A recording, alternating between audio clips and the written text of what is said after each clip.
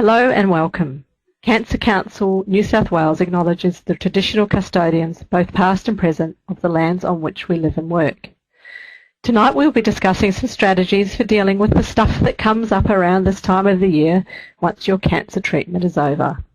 Before we get started, I would like to take you through some housekeeping issues to make this event as seamless and interactive as possible.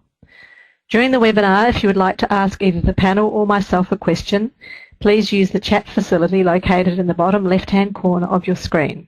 You can also post comments, ask technical questions, or share information between yourselves.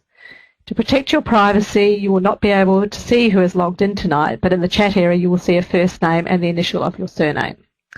If you experience any difficulties hearing the sound throughout tonight's event, please feel free to listen via the telephone by dialing the 1800 number provided in the chat box and then enter the passcode provided. We will also be launching some interactive polls throughout tonight's event. These are anonymous, so please feel free to participate. So, during the last 15 minutes of the webinar, we will answer some of your questions addressing the most commonly raised themes. And once again, we did have a few medical questions which we really can't address, and just suggest that you speak to your medical professional that's looking after you at the moment to discuss those issues. Also, today's event will be recorded and everyone who registered will be sent a link to view a copy of the recording, so please don't worry too much if you get distracted by the chat in the chat box, as you can watch the presentation later. If at any stage you need to speak to someone urgently, please do not hesitate to contact a Lifeline counsellor on 13 11 14. This support is available 24 hours per day, 7 days a week. So let's get started. Firstly, I would like to introduce our panel. We have Ursula, this is her second webinar with us, Cassandra, and Nikhil. Thank you, everyone. I'm Jill Mills, and Annie Miller, manager of the Practical Support Unit, will be monitoring the live chat tonight. You can say hello to her in the chat box. So, let's get started. So, handling the festive stuff. So, after you finish your treatment, it's actually normal not to feel normal. And when you're not feeling normal, it may be hard to talk with those around you, as how could they understand you now? There may be some people who you haven't seen since the year before, and you may worry about what they will talk about, so maybe you will decide not to go to that event or party. You might feel very lonely. At so many gatherings, you can end up being subjected to a lot of small talk, and you may not want to go there. Your friends may just want to have fun, and whilst you probably do too, life is different for you now, and you feel so much more serious about everything. So, we've got a polling question coming up. Just wondering if you can relate to any of those experiences I just spoke about. Here's the poll. Please feel free to have your say.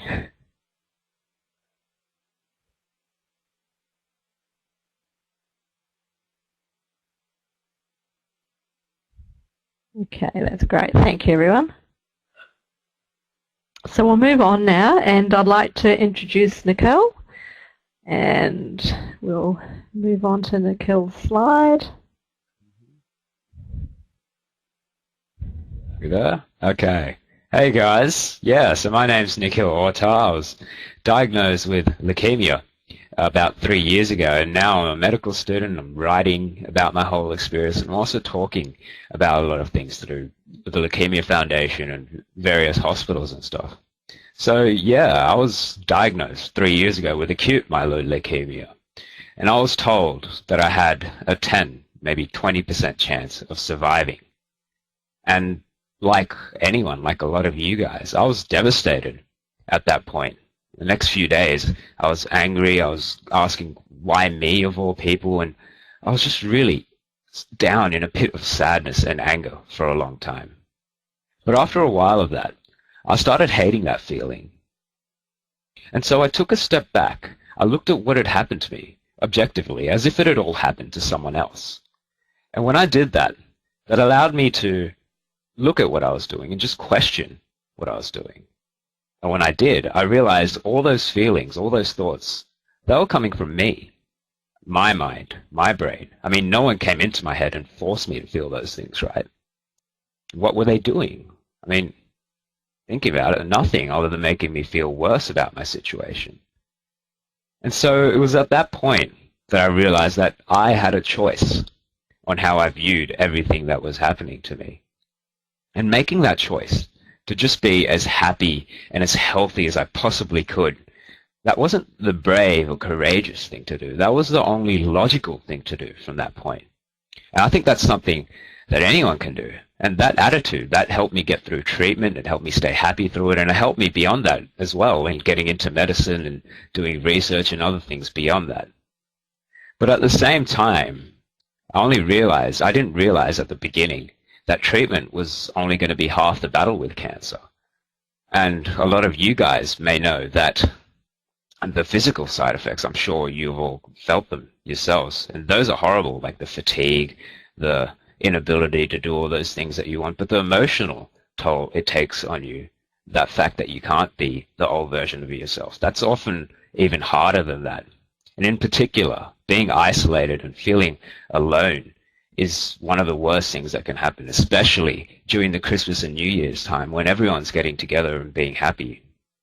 Now, that isolation, I mean, it can happen, and it often does happen, unfortunately, for physical things. I mean, we can't go and see family members when we're getting treated and stuff, but often I found that isolation, it came from ourselves in what we are worrying about, how we're being judged sort of thing.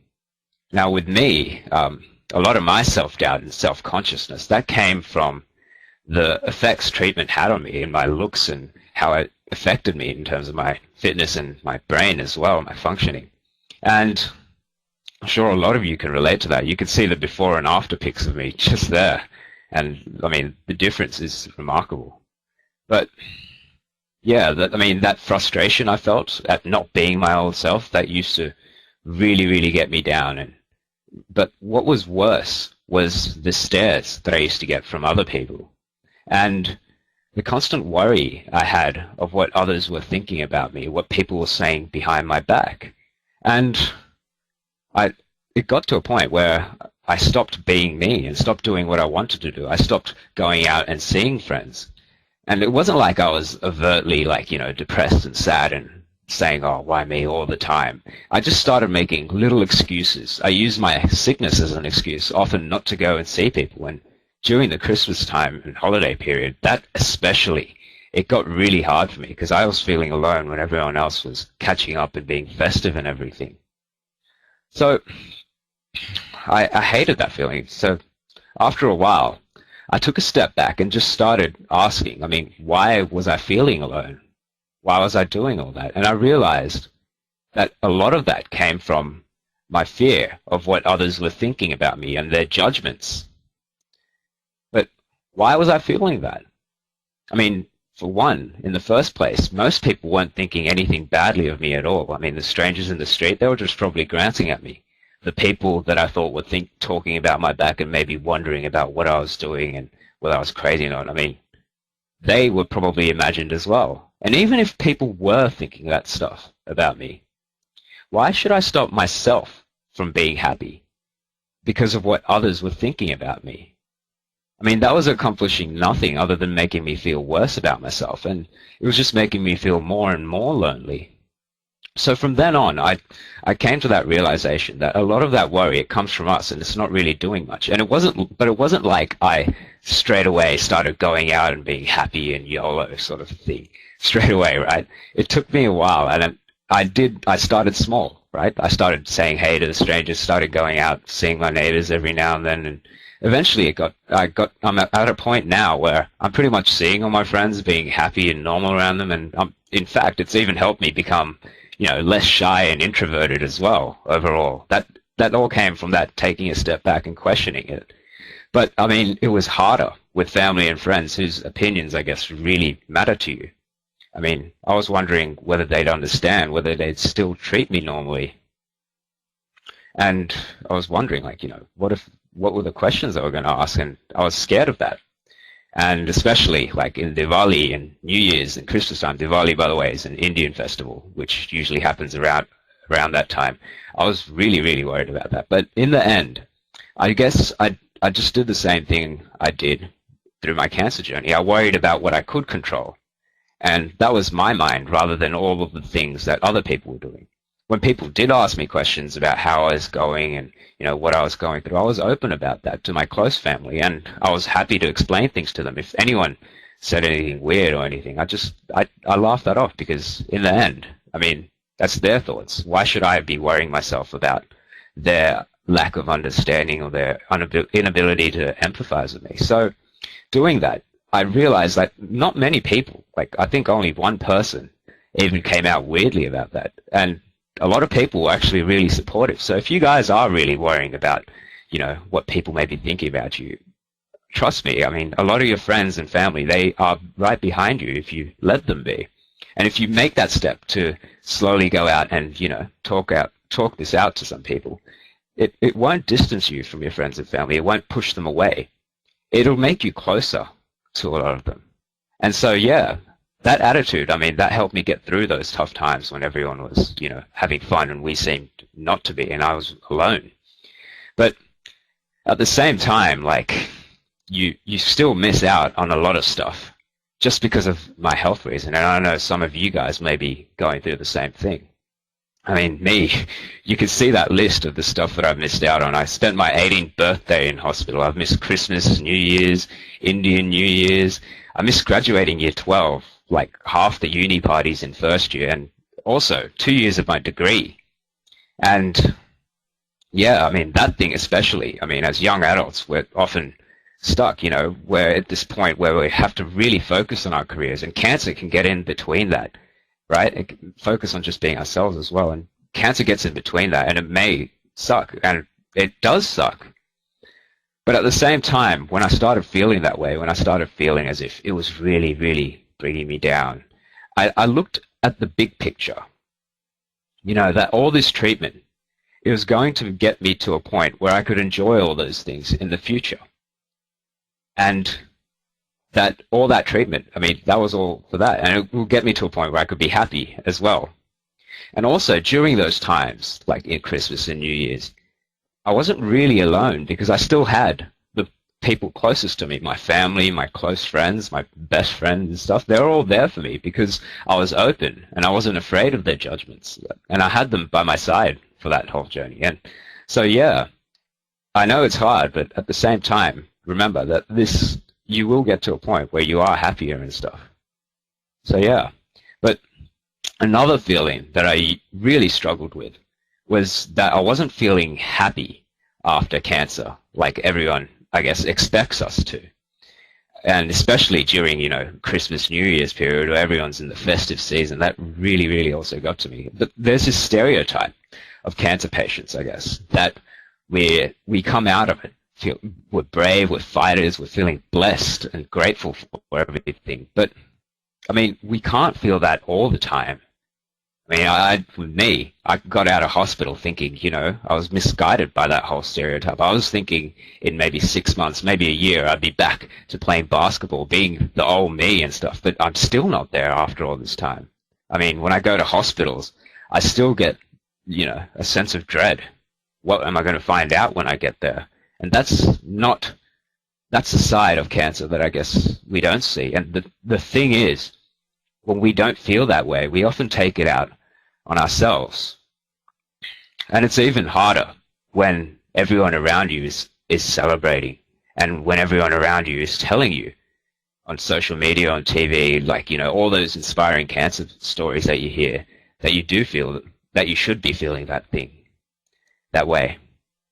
But I think it's ridiculous that I have to say this in the first place, but I want you to know that it's totally fine to feel bad about the worst thing that's ever happened to you. It's normal. No, you're not ungrateful. You're not alone either, trust me.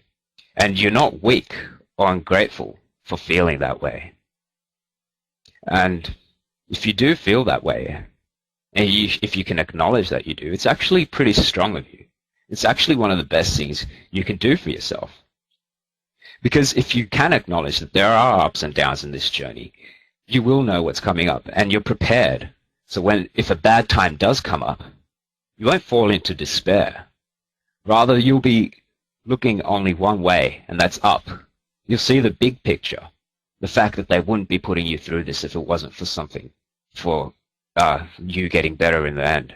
That you still have a choice on how you view things, and that you can still be happy, and that you will get through it, these tough periods. So yeah, guys, if you guys are feeling some of the stuff that I was feeling through my cancer journey, if you guys want to, read more about that, like, you can do that on my blog that I write, and it's called Musings of a Med Student Patient. The details are all there. Just Google or Facebook that, and you can email me as well. I'm happy to talk to you guys. It's nikhil.ortar. It's all there as well. And if some issues are coming up, there's some great support networks such as Beyond Blue and Lifeline that can get you through these tough periods. So yeah, guys, I guess that's my spiel. And yeah, feel free to get in touch and connect with the Cancer Council and other things as well, so you can get through that. I hope what I've said has helped you guys. And yeah, thanks, guys. Yeah.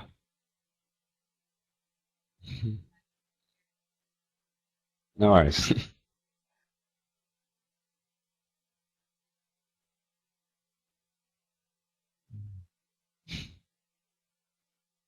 I think I'm going to click yes. hmm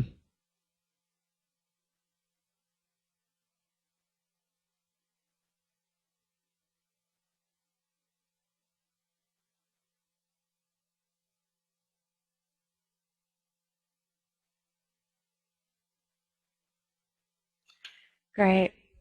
Thank you, Jill. Thank you. And thank you for having me. And it's a pleasure to be here. And look, it's always a pleasure to be able to speak after someone like Nikhil, who's really an expert on what it's like to go through something like this. So, yeah, I guess I'm a psychologist and I work with young people out at Randwick. And I suppose in talking about Christmas today, I'm mindful that not everyone necessarily celebrates Christmas, and there's, I guess, a lot of things that we can think about when we're having this conversation about Christmas that might relate to other things in your life, other celebrations, other milestones, birthdays, holidays, that kind of thing, and maybe even other milestones like when you finish treatment or anniversaries, from when you were diagnosed and things like that. And I think absolutely, what Nikhil has said about that pressure to feel positive is particularly hard around Christmas, and it's often something that we hear from young people when they finish cancer treatment. You get a lot of, you're back to normal now, and you're all fine, you're all cured, you're better, and often that just doesn't fit with how you're feeling. But I think when we're thinking about Christmas, Christmas has got to be particularly hard for this. And why is that? Well, it's one of life's milestones, isn't it? If you're someone who celebrates Christmas, it's a key event in the calendar. It's something we look forward to in every year. And there's a lot of history and tradition around Christmas. So it's something that we'll often reminisce about, family gatherings, and it's something that punctuates our life along the way. And so we can have a lot of, expectations and hopes around Christmas for that reason. And I think, we can also have a lot of expectations about what Christmas should look or feel like as well.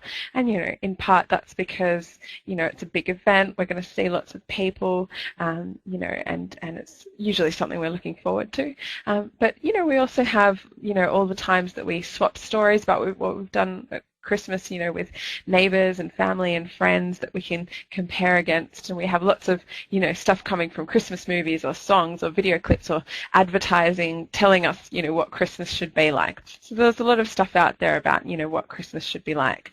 And, think about it for yourself. What unwritten rules might you have within your family that kind of fits with what Christmas should be like for you? Is there a particular thing that someone always has to cook, or does it always have to be in a particular place? So we can have a lot of kind of expectations around Christmas because of that.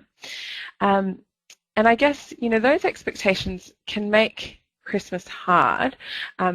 From a practical perspective as well as an emotional perspective. So from a practical perspective, if you're still in pain, still maybe quite fatigued from your treatment potentially, it can make all the doings of Christmas really tricky to get around. But from an emotional perspective, you might not just be there at that positive place. And Nikhil's touched on so beautifully the fact that Christmas is a time where, there's lots of people about, and you might be seeing a lot of people that you don't normally see. And that means lots of things. I mean, we know that Christmas can be stressful anyway. So even without cancer in the picture, Christmas can be really stressful.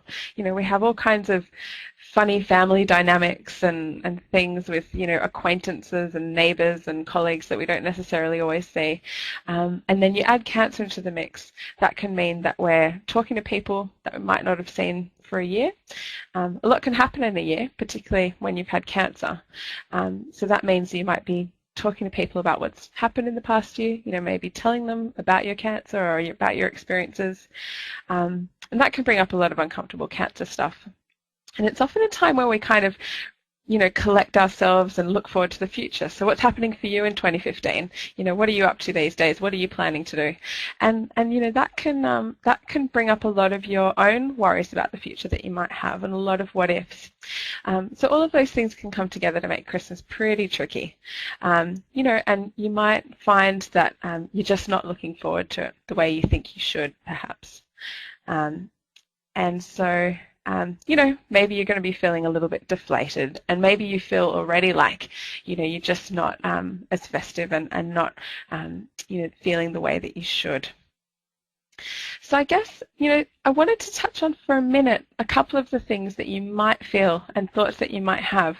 And Nikhil, has touched on the fact that it's okay not to be feeling positive. And I think one of the things that, even very well-meaning people don't understand about cancer is that it doesn't all disappear once you leave the hospital. All the stuff in your head doesn't just go away. And so, you can have a lot of tricky feelings and thoughts. And so, some of the ones that might be common, could be like guilt. So it could be guilt because you're, thinking that you aren't meeting your own expectations about what Christmas should be like. So, everyone's been so kind to me while I was on treatment, and I haven't sent out Christmas cards, or, haven't got presents for so-and-so. It could even be bigger picture stuff. So we know a lot of young people can sometimes feel guilty about, if they've survived their cancer and other people they know haven't done so well. That can leave you feeling a bit guilty as well. Or guilty about, just not feeling super positive and bouncing off the walls happy. I should be more positive. So that can be a tricky one. And there can also be sadness and some depression, or just feeling low, and maybe even a bit of grief. So grief might sound like a funny word to use, when you've survived cancer, but we can feel grief about lots of things that we've been through, that involve having missed out on stuff, as Nikhil said, so many events that you might have missed out on, things that have gone a way that you wish they hadn't have gone, and just, feeling a bit sorry for yourself that you had to go through it in the first place. And that's okay. That's a normal response. So, you might feel sad about the way Christmas is turning out as well. So Christmas isn't supposed to be this way. How can everyone be so excited about stupid paper hats? So, there can also be a lot of anxiety and worry. And that's one of the most common emotions that we can see once you finish cancer treatment. And it's so understandable, because you leave the hospital and you leave your supports. And so you're not constantly being monitored all the time. And so you can have a lot of those kind of what if thoughts about the future. So what if the cancer comes back? What if it comes back next year? What if this is my last Christmas? And that can be made a lot harder if you've got lots of people, aunties and uncles and grandma, asking you about, cancer and follow-up and what you're doing next year. That's going to just bring those what-ifs even more to the forefront. And, you might have those worries anyway. What am I going to do next year with myself? I've had to drop out of TAFE, or, I lost my job, and, what am I going to do with myself? And, sometimes you might even have a bit of anger. And that is such a tricky emotion, because it's not one we usually admit to, because it's a really tough one, but it can be there because, you've been through a really tough experience, and some of it just doesn't feel fair. And the other piece that Nikhil sort of touched on is that you can feel really disconnected from your friends and just feel like they just don't understand where you're at. They're fussing about, going shopping or seeing movies or, whatever it is, parties. And you kind of just think, well, come on, guys, like, there's more important stuff to life. Why are you obsessing about that stuff? And they might just not get you. And that can be a tricky thing around Christmas, because we might be running into people who we haven't seen for a while, and you might be having to confront people who you feel like maybe dropped away a little bit while you're on treatment, just kind of didn't put in the effort or weren't around. So that can be a really tricky one to deal with. So, I picked this picture because it seems to me like, you might feel like you're kind of in the middle of so many people and in the middle of so much hustle and bustle and Christmas parties and goings on, and still feel completely alone in the middle of that, surrounded by people, but no one understands. And that can be really tricky. And so you might feel like you're kind of doing stuff maybe on autopilot, but maybe just going through the motions. And, if you're feeling like this, it's important to know that you're not alone. It's a really common feeling to feel a bit disconnected from people, family, friends, even good friends who might just not get it. And we know that that's a pretty common experience. So I guess, I've had a few thoughts about things that might help. And, I think really probably number one on this list might be actually to get yourself connected with some other people who might be able to get it. So you've heard Nikhil talk about his experience. It's really plain that, if you've been through cancer, if you know that, if you've been in that boat and you know what that story is like, it's easier to get it. And so I think, one thing that you can do is consider, maybe connecting up with other young people with cancer. So whether there's community groups that you can be able to join, or whether there's ways that you can talk to people at your hospital to be able to kind of get connected up with other young people who might get your experience, often that can be a really good thing.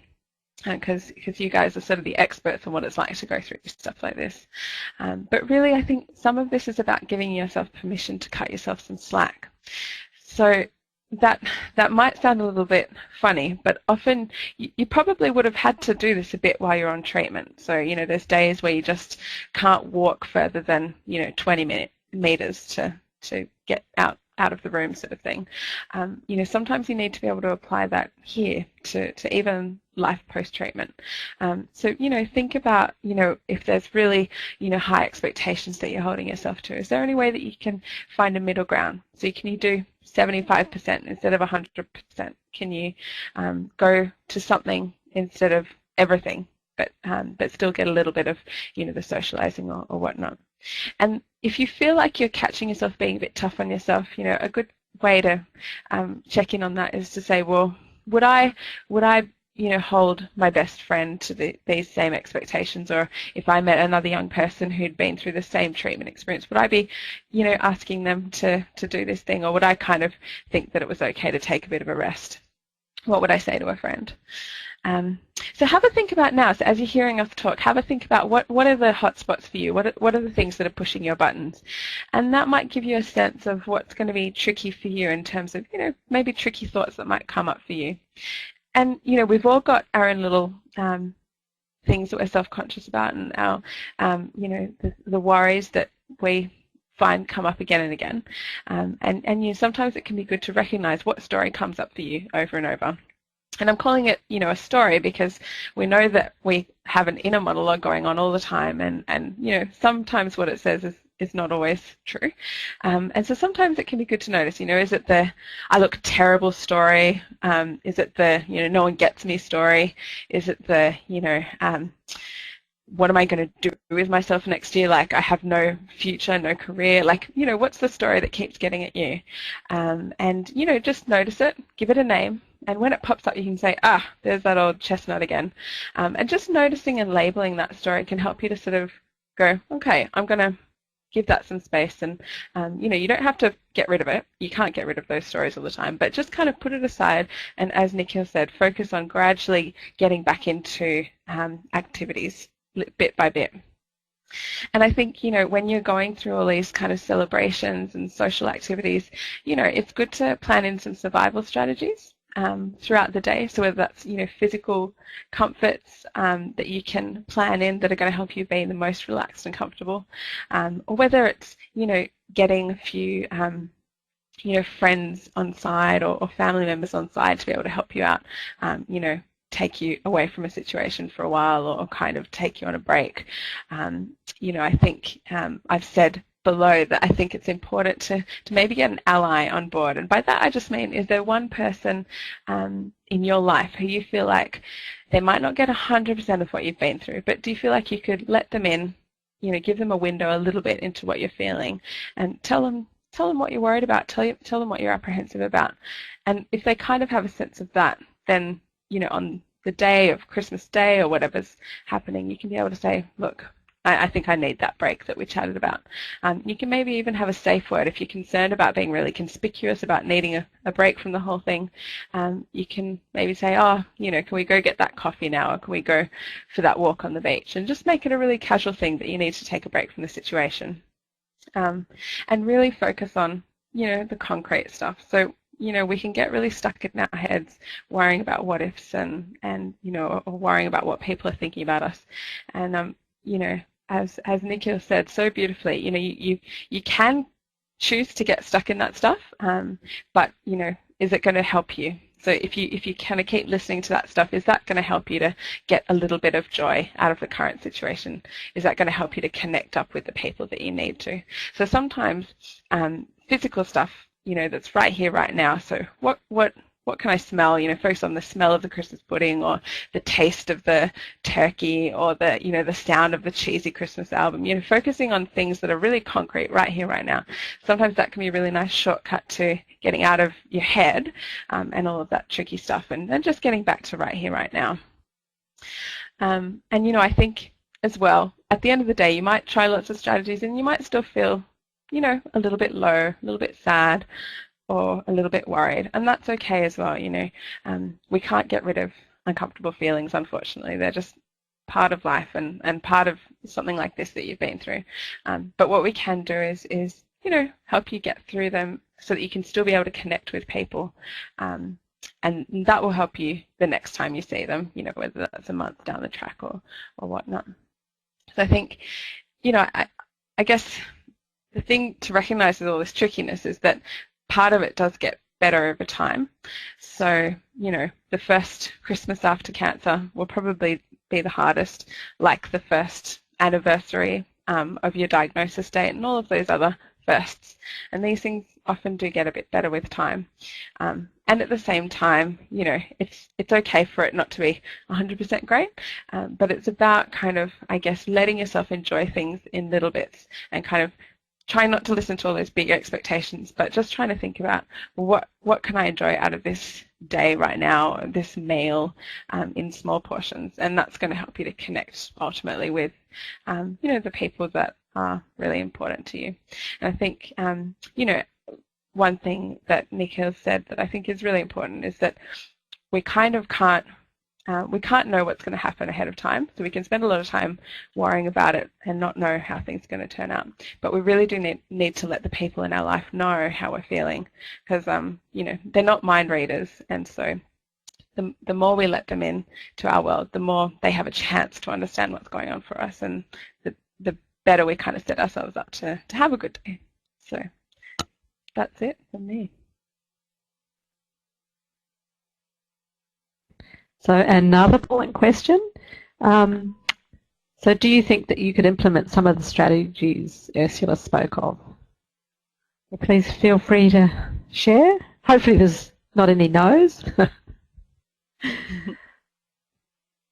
A great presentation, Ursula. Thank you.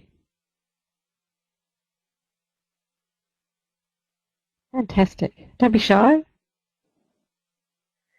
Okay, thank you. And now I would like to introduce Cassandra. Good evening. Hello. So hi to everyone who's out there, and thank you to the Cancer Council for asking me to be part of this. I think it's a great topic, and certainly something that a fair few of my patients have been talking to me about.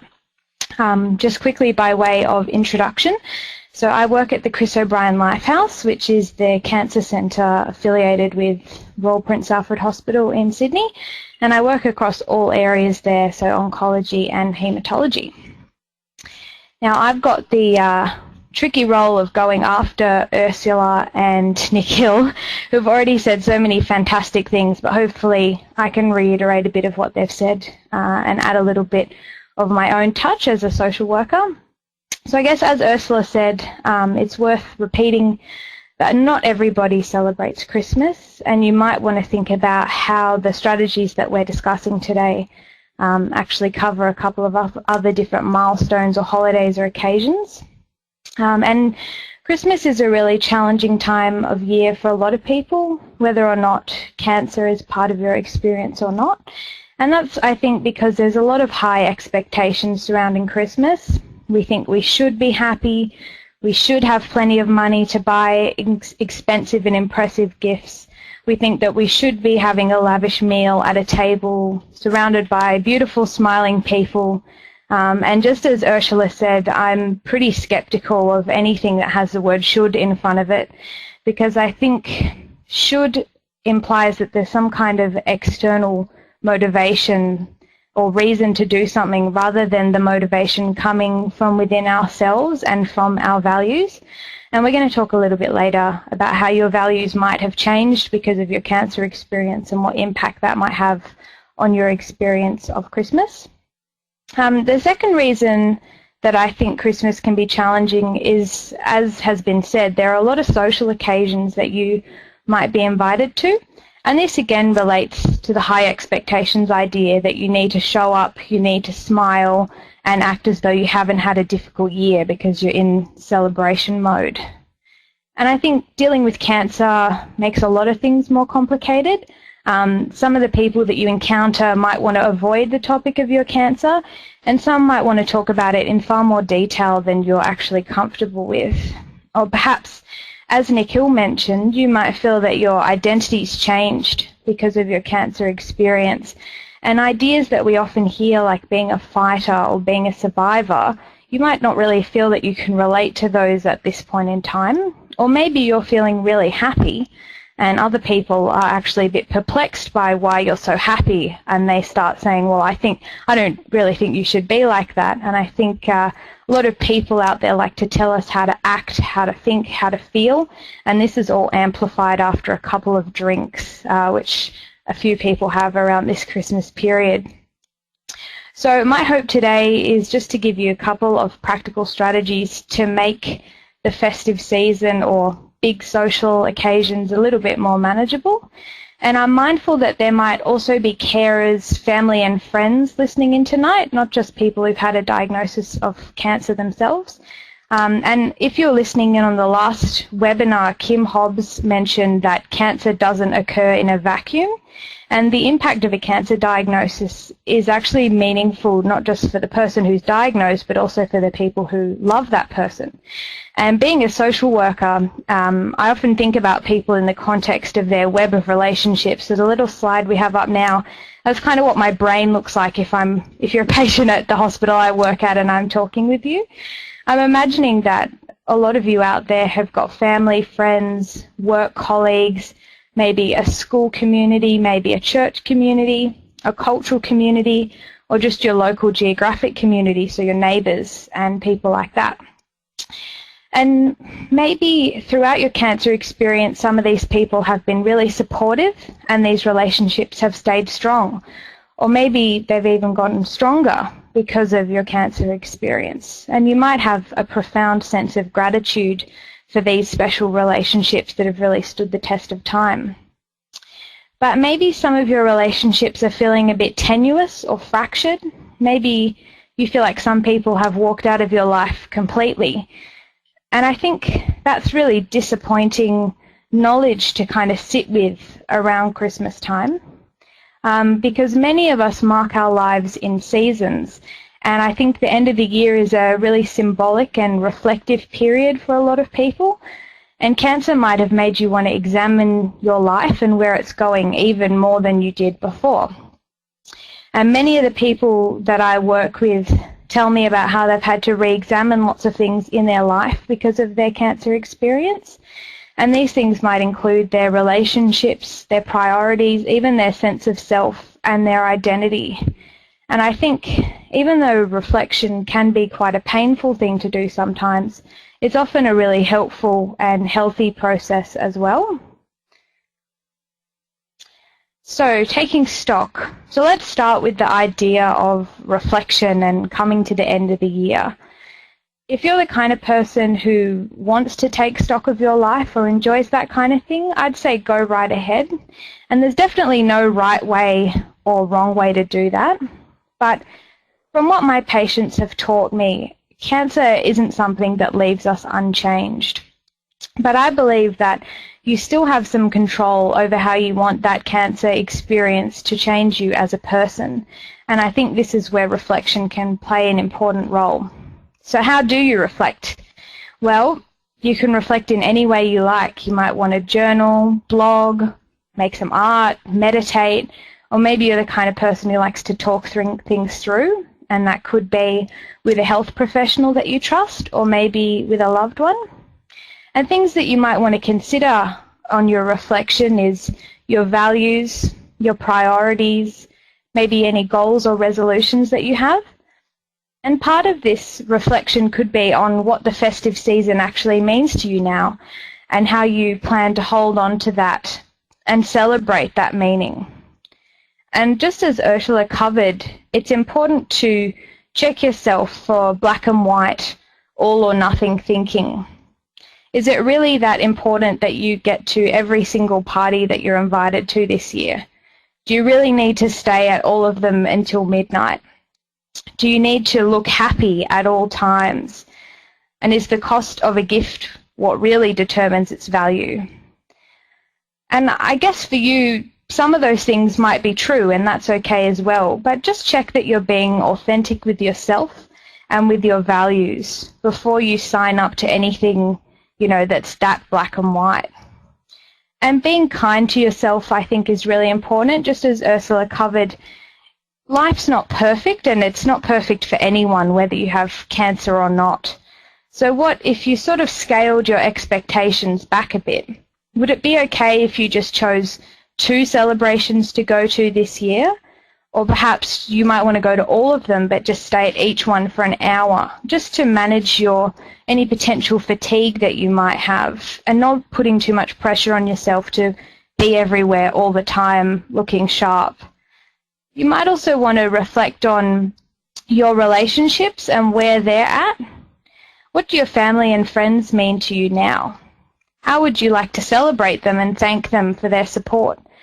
And this doesn't have to be any kind of grand gesture or expensive thing. It could be as simple as writing a really beautiful, heartfelt letter, or maybe cooking something that you know they really enjoy eating. Or maybe you want to start some new traditions based around what matters to you now. I think that's always a fun one. So we're going to move now to how to manage some difficult social interactions that are bound to come up when you're at those parties.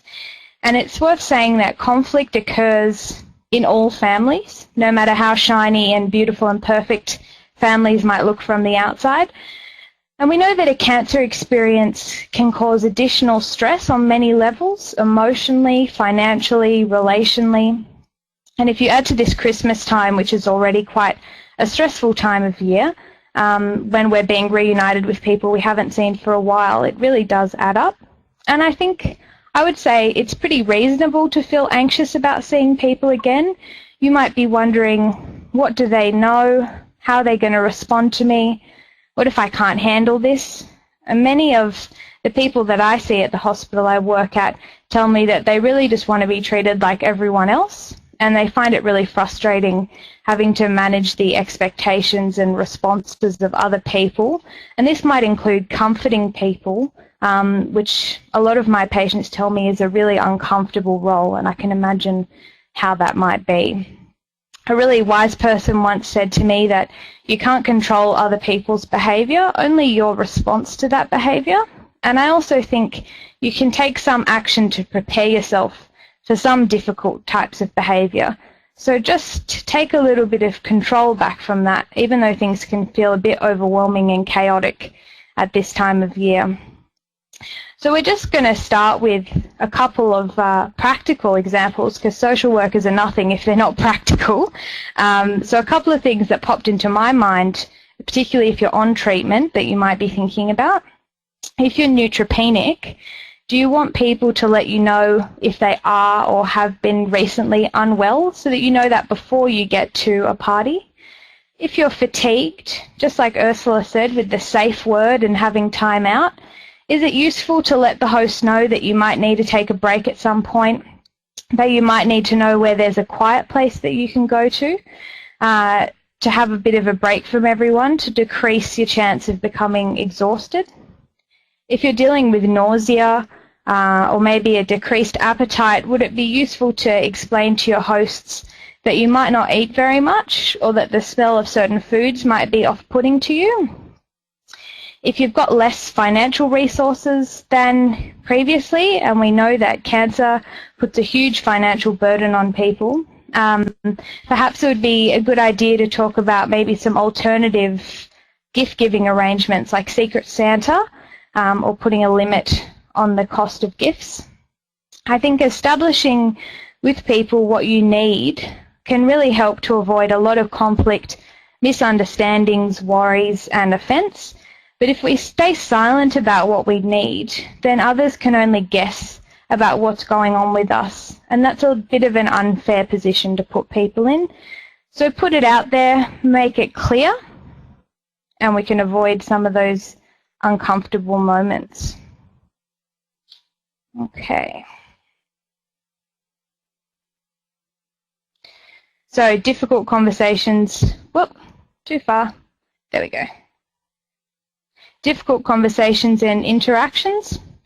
So when you find yourself in conversation with acquaintances or maybe more distant members of your family, it's really important that you keep yourself safe. And what I mean by that is that you want to minimize any emotional or psychological distress for yourself. I'm a really firm believer in boundaries in relationships, and this includes what we do and do not share with people. It's really important for you to remember that you own your story and your cancer experience, and you're not actually obligated to share that with anyone that you don't feel comfortable sharing it with. And I think when a conversation starts to head into some uncomfortable or inappropriate territory, it's a really good idea to just nip things in the bud. And I certainly acknowledge how difficult it can be to be that forward with people, particularly if that's not your usual way of speaking to people. But here's a couple of examples of things that you could say just to stop that conversation before it goes any further. Something like, I'm really not comfortable discussing that. Would it be okay if we talked about something else? I'm here to have a nice time and I'd prefer not to talk about that right now. And if people keep pushing you, I would say that it's actually okay to walk away and get a bit of space from them, because they're the ones who have trespassed your boundaries. And I think at that point, it's okay to take a step back. I also think it can be helpful to have a bit of a script in mind for those inevitable, but how are you really type of questions that people have. And before you go to a social gathering, you might want to think about how much information and am I comfortable with having out there.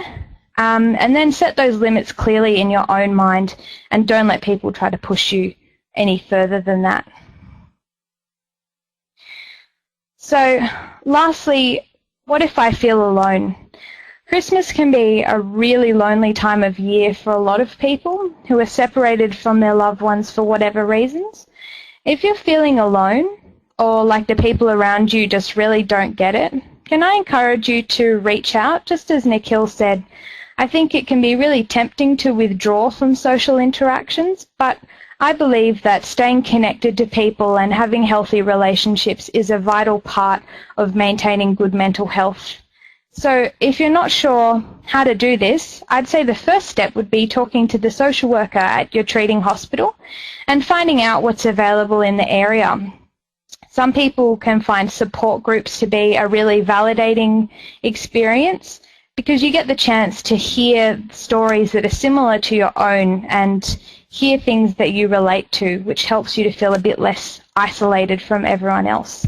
And as Nikhil said, you don't have to go through this alone. What you're feeling has been felt by other people before. So try your best to seek out a safe and supportive community where you can freely express yourself and your experiences. So I hope this has been helpful and look forward to answering some of your questions a bit later. Thank you.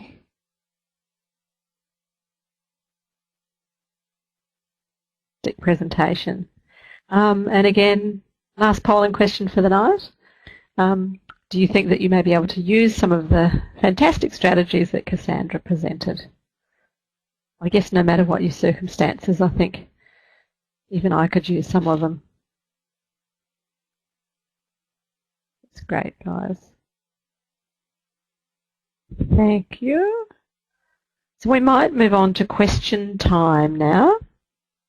So what I'll do is read the questions out and we'll try and work out which of the panel would like to answer the questions. We kind of go very live here. So question number 1. So these are some of the questions that came up when people registered.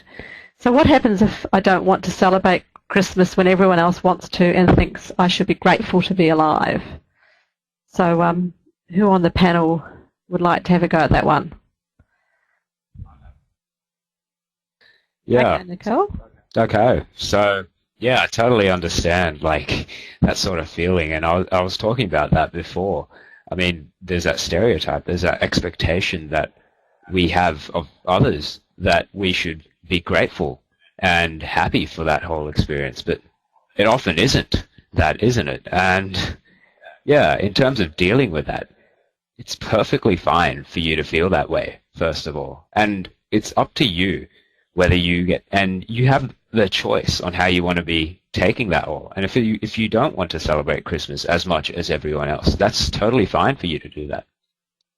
So yeah, I definitely agree with you. Like it isn't something that we should be feeling, but in the end, we also have that choice to feel to do what we want to do, I guess. So yeah, if you don't want to celebrate Christmas as everyone else is, that's perfectly fine for you to do that. And it's normal, and there's a lot of people in the same boat. So so do feel free to reach out to them. And as I think the best suggestions I heard from both these two ladies was get in touch with someone else who's been through it all, and you could do that through your social worker. And the internet has great ways of doing that. So yeah, if you're not feeling great about yourself at that time, that's totally fine. That's normal. And yeah, I'm sure that after a while though, you'd be able to get to that point if you do reach out to someone. Thanks, Nicole. That's good advice. We'll move on to the second question now. I look forward to events such as birthdays, I think it's meant to say, but find myself feeling down. Even a milestone birthday I was looking forward to. And I guess this is talking to the expectations that we were talking about. So I guess we kind of covered it, but I don't know, maybe Ursula kind of addressed a bit of that. I can say a little more to that. I mean, yeah, I think it's really hard because I think when you go through something like cancer, even when you come out the other side okay, you're still going to be carrying around a whole lot of stuff, with you, and that comes in emotions, it comes in thoughts and memories and all that kind of stuff that you kind of can't leave behind. It's sort of a bit of invisible baggage, if you like. And I often think about cancer, the whole cancer experience, as being a little bit like opening Pandora's box. So once you've been through it and once you've lifted the lid on that box, you kind of can't put it back. You can't unknow the things that you know now about the world, about yourself, about everyone about you. And so, yeah, that means that sometimes you might find that you're carrying a bit of sadness or, feeling low about yourself, about life, even at things like Christmas, like big birthdays, things like that. I guess, I guess I would just say that's okay. I mean, on the one hand, it's very much a normal experience to have that in the picture. But I guess what I would also say is, it's possible to carry around that sadness in a piece of you and also still be able to experience other emotions at the same time. So it's possible to carry all of that around and still find some level of enjoyment or joy or satisfaction in particular situations. And like we've all been talking about, it may not be 100% to the same extent that you might have dreamed of and imagined, but you might still be able to experience a little bit of that joy. So what I would say is probably, like we've all been saying, still try and do a little bit. A little bit's better than nothing. But yeah, obviously if you're really, really down, then, it can also be really helpful to talk to someone, and maybe that's like a healthcare professional as well that you trust. Thank you, Ursula. So we have everyone on the screen now. So this next question was from a health professional. So many of our young patients seem to fall apart after they finish their treatment. It seems as if they were They are so busy just trying to hang on to the roller coaster that the whole enormity of what they've been through does not impact until it's finished. How can we, hospital-based clinicians, best serve this group of people given our limited resources, especially within regional and remote areas? Pretty tough question. I'm sure you'd all have something to say about that. So who'd like to, maybe Cassandra would like to? Yeah, you can have a turn. I think that is a really hard question, and it's a perennial problem. I would say the limited resources that we all have in hospitals. I think survivorship, which I think is sort of what you're referring to, is an area that I think is really emerging, and it's something that we need to get better at and that we need to be addressing more. I know the Cancer Council do some great work around survivorship, but perhaps, you know, getting some more training in those areas would be useful, and then taking it back to your hospital and running groups and things like that. As far as limited resources in regional and remote areas, I would probably say don't feel like you need to reinvent the wheel. There's lots of great stuff out there on the internet which is already accessible, and there's courses you can do and videos to watch and all things like that. I'm often scouring the internet, educating myself and trying to find new approaches to things. So I would say work with what's already there, and I guess collaborate with like-minded clinicians at other hospitals, because other people might be solving that problem out there somewhere, and if you are, I'd love to hear from you. But yeah, collaborate and look for what's already out there. And maybe Nicole, would you like to comment on this one? Yeah, definitely. I'm a medical student now, so I guess this comes into my boat on two levels. So yeah, after treatment, like, cancer patients were left thinking, what now? I mean, a lot of us come out of it thinking, yeah, I'm motivated, I want to help others, but many, they don't. But as a person who's outside of it all, I mean, I've talked to a lot of other med students who are feeling the same thing. Like, how can we help? And how can we make a difference to them? And I think what Cassandra said there, you don't need to reinvent the wheel a lot of the time. I mean, there's info out there. And as a clinician, as a nurse, as a social worker, no matter where you are in the health sector, you have the power to get other patients to get connected to each other and to get them the information that they need. And as she said, you don't need to reinvent the wheel. I mean, there's lots of support groups out there online, and that's a great way of getting this sort of thing out to regional and remote areas where you possibly can't get to, seminars and stuff like that. And I guess this webinar is a great example of that in the first place. And another thing, I mean, a lot of med students and stuff, they tell me, like, how can we be, like, I write about this on my blog. They ask me, how can we be a bigger part of their lives? I mean, wouldn't it take away so much from us and ourselves? But in the end, like, it was my doctor's words that the good news is you're 17 and you have leukemia, but the bad news is you're 17 and you have leukemia. Those words got me to realize that there was something good in it, and good in this all, that I was young, that I could get through all this treatment. And the power that we have as physicians, as nurses, and as people who are going through the toughest times in their lives is huge. And it doesn't take, like, a full extra mile to go out of your way and show them that you care, right? Often the things, just small things, just listening in, really knowing that you're letting them care, just telling them your pain medication is going to be here in 10 minutes or so yourself.